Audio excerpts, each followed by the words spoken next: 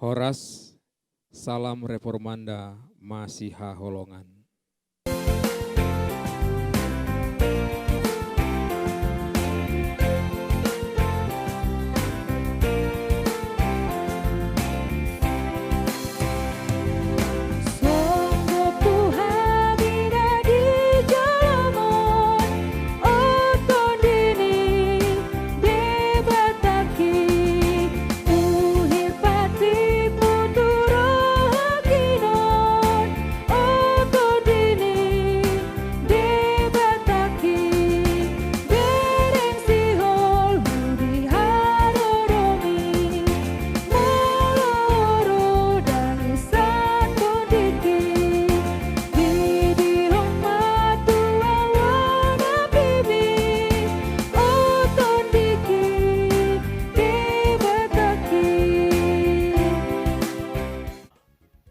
Selamat pagi Bapak dan Ibu sekalian.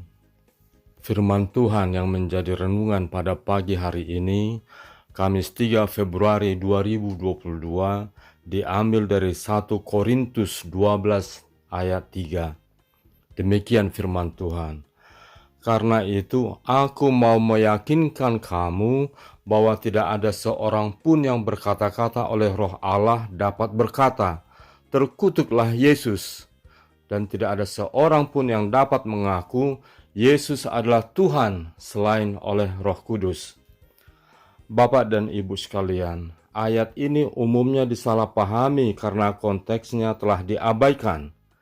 Jika ini adalah ayat yang berdiri sendiri, sepertinya akan mengatakan sesuatu yang sama sekali berbeda dari yang dimaksudkan. Tetapi Paulus memulai dengan kata "karena itu", untuk menunjukkan kepada kita bahwa seluruh ayat bergantung pada apa yang telah dikatakan sebelumnya. Dia telah berbicara tentang karunia roh sebagai lawan dari berhala roh.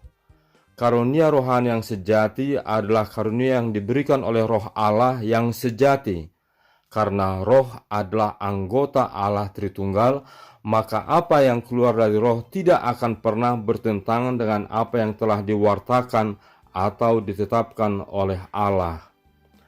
Bapak dan Ibu sekalian, oleh karena itu, setiap karunia yang datang dari roh akan sejalan dengan ajaran itu. Mengetahui hal ini dengan segala kepastian, Paulus berkata, "Karena itu aku mau meyakinkan kamu." Paulus memberikan nasihat agar jemaat Korintus dapat benar-benar membedakan apakah pemberian yang dianggap benar-benar berasal dari roh atau tidak. Apa yang disampaikan Paulus ini merupakan tanggapan terhadap masalah yang diangkat dalam surat yang dituliskan kepadanya. Ada orang yang mengaku bernubuat dalam roh, dan apa yang dia nubuatkan tampaknya bertentangan dengan yang mereka pikir benar. Oleh karena itu, Paulus memberikan klarifikasi tentang masalah ini. Dia mencatat bahwa tidak seorang pun yang berbicara dengan Roh Allah menyebut Yesus terkutuk. Kata apa yang diucapkan oleh siapapun atau apapun yang mengklaim ilham oleh Roh Allah harus diuji dalam hal ini. Jika klaim itu dibuat, tidak mungkin benar jika mereka menyebut Yesus terkutuk. Kata terkutuk adalah laknat yang mengandung pengertian dilarang atau dipisahkan untuk dimusnahkan. Tidak mungkin roh mengatakan hal seperti itu melalui seseorang, dan oleh karena itu, jika seseorang membuat pernyataan itu dan mengklaim bahwa mereka ada dalam roh, mereka akan terbukti salah. Bapak dan Ibu sekalian, demikian juga Paulus mengatakan bahwa tidak seorang pun dapat mengatakan bahwa Yesus adalah Tuhan kecuali oleh Roh Kudus. Sekali lagi, dia berbicara tentang seorang roh yang mengklaim ilham oleh roh. Siapapun sebenarnya dapat mengucapkan kata-kata Yesus adalah Tuhan. Tetapi jika mereka tidak benar-benar berada di bawah pengaruh roh, maka kata-kata itu tidak ada artinya. Namun, jika mereka berada di dalam roh, maka kata-kata itu pasti benar. Masalahnya di sini bukan tentang kemampuan manusia, melainkan pengaruh roh. Ini penting adalah karena ada banyak guru palsu yang berdiri di mimbar mengklaim bahwa Yesus adalah Tuhan, tetapi tidak benar-benar mempercayainya. Mereka juga tidak dipengaruhi oleh Roh. Ayat ini tidak dapat digunakan sebagai sumber untuk mengikuti seseorang hanya karena mereka membuat pernyataan lisan.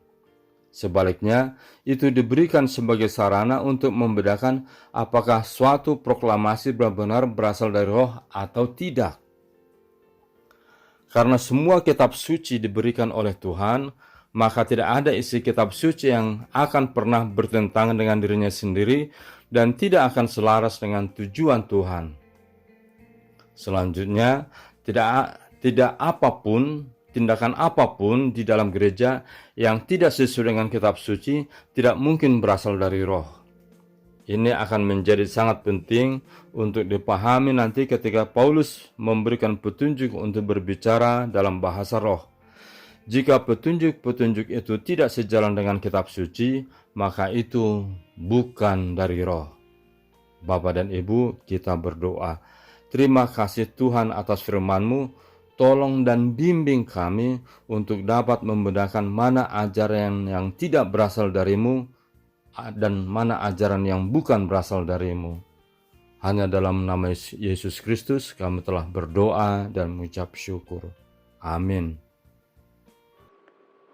Demikian renungan kita pagi ini.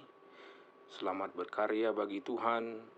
Tetap semangat, tetap sehat. Salam Reformanda Masiha Holongan.